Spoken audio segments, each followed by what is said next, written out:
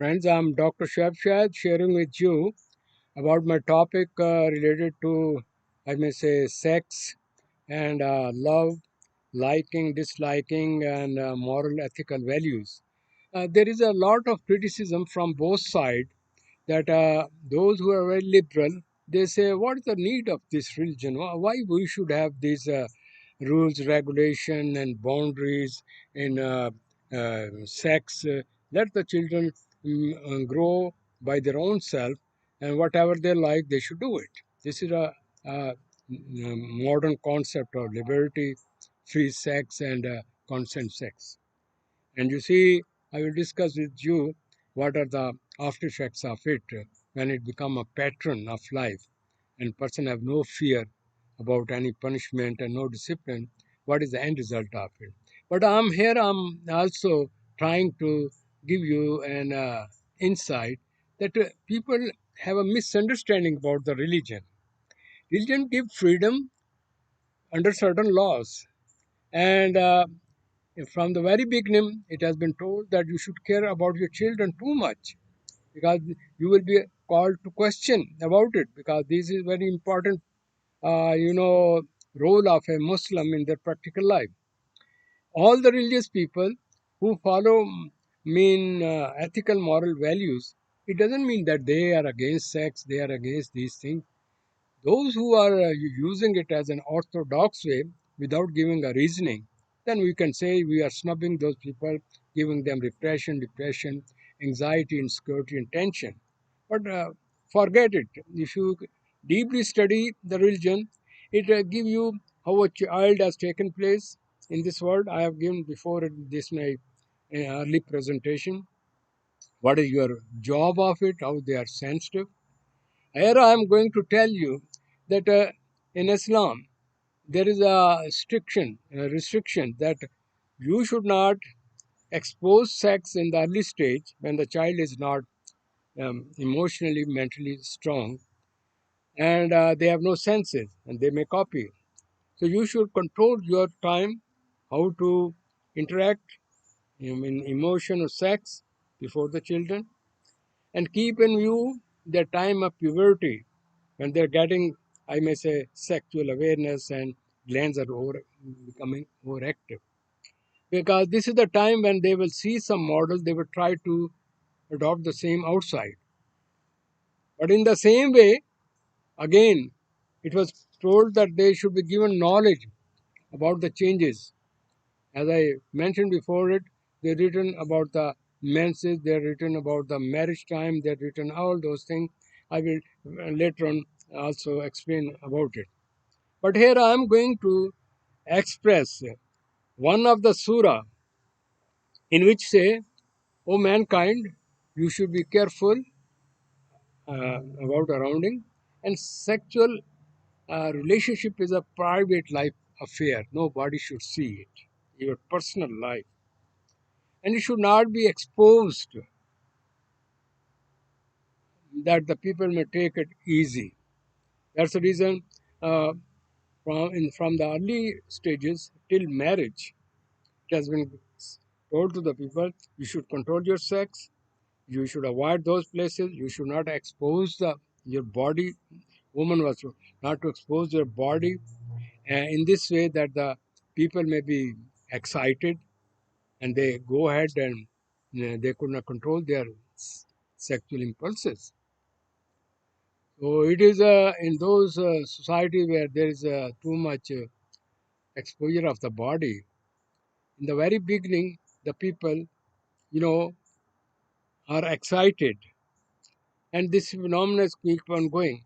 But if you see later on, this phenomena get cool because they have overworked those things which were supposed to do in the systematic way, in an honorable way.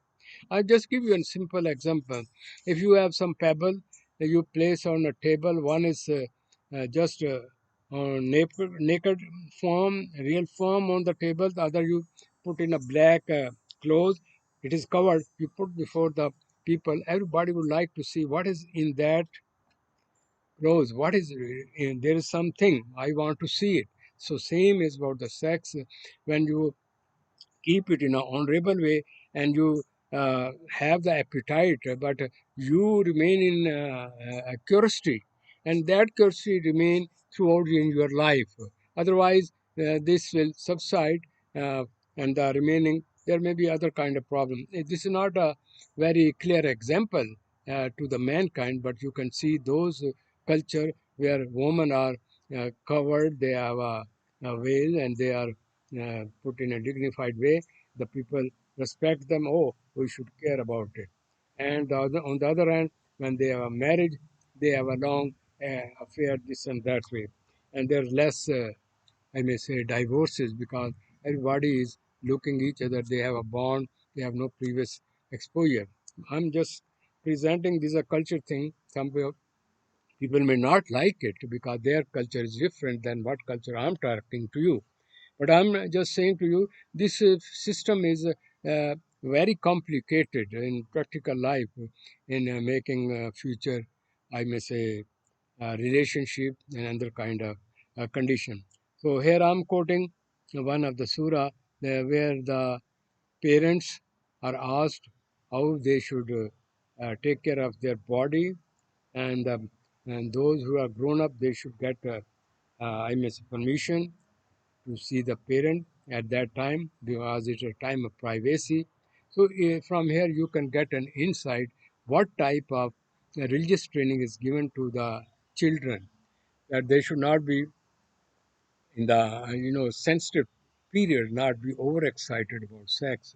They should remain somewhat in discipline, and they should have a control in it. So just see in this surah, it will give you an insight about the human nature.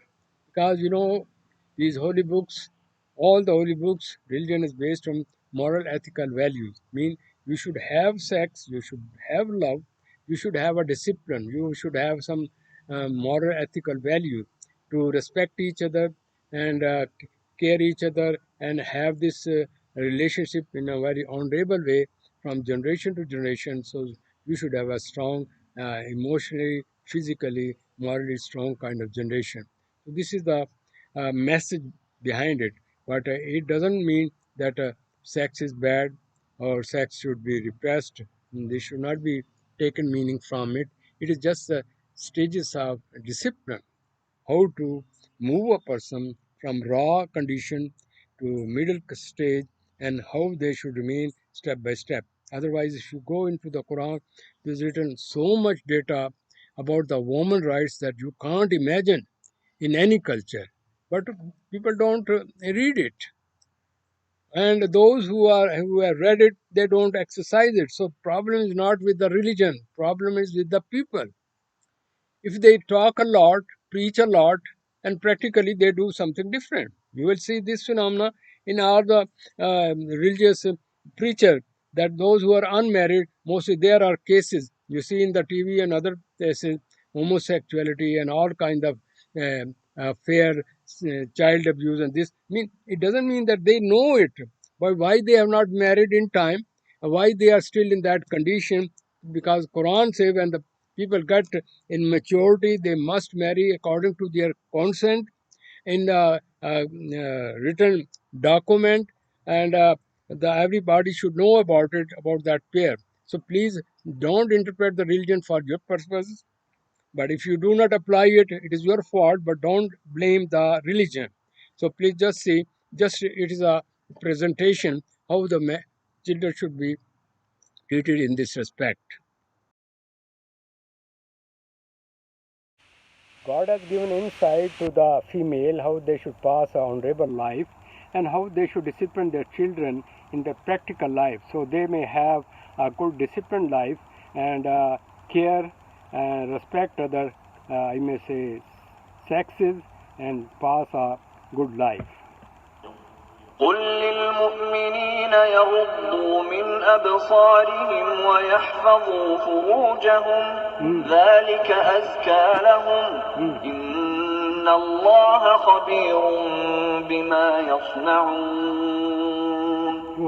Tell the believing men to reduce some of their vision and guard their private parts. That is purer for them. Indeed, Allah is acquainted with what they do.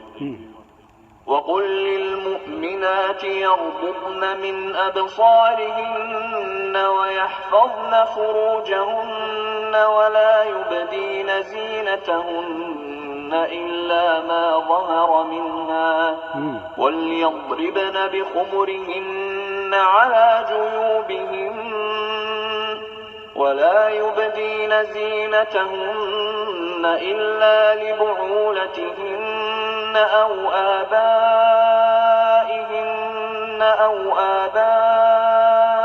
بعولتهن أو أبناء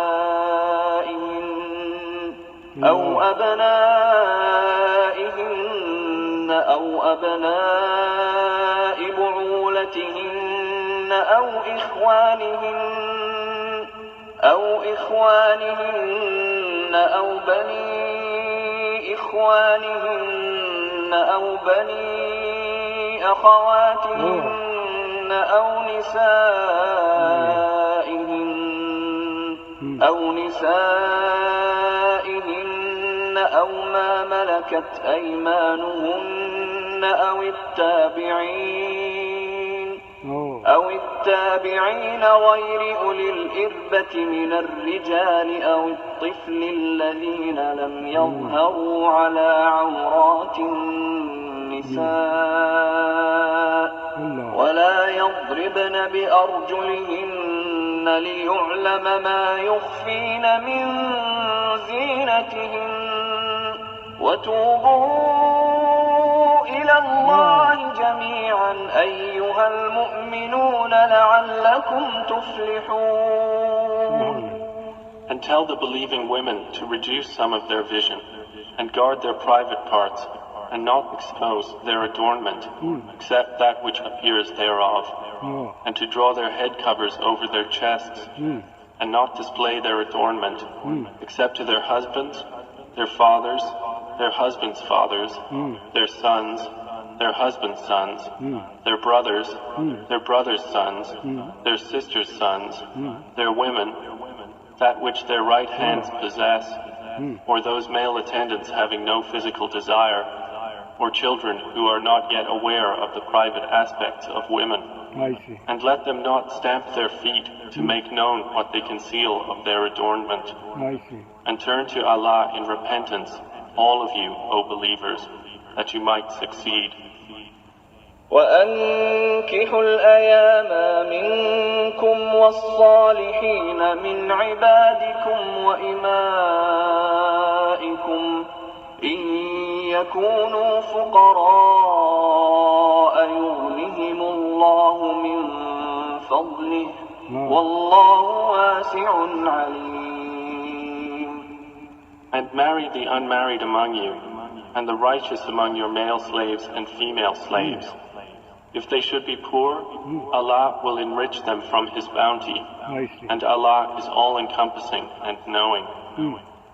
وليستعفف الذين لا يجدون نكاحا حتى يغنيهم الله من فضله والذين يبتغون الكتاب مما ملكت أيمانكم فكاتبوهم إن علمتم فيهم خيرا وآتوهم مما لله الذي آتاكم ولا تكرهوا فتياتكم على البغاء إن أردنا تحصنا لتبتغوا عرض الحياة الدنيا ومن يكرههن فإن الله من بعد إكراههن غفور رحيم. But let them who find not the means for marriage abstain from sexual relations until Allah enriches them from His bounty. And those who seek a contract for eventual emancipation from among whom your right hands possess, and make a contract with them if you know there is within them goodness, and give them from the wealth of Allah which He has given you. And do not compel your slave girls to prostitution if they desire chastity, to seek thereby the temporary interests of worldly life. And if someone should compel them, then indeed Allah is to them after their compulsion, forgiving and merciful.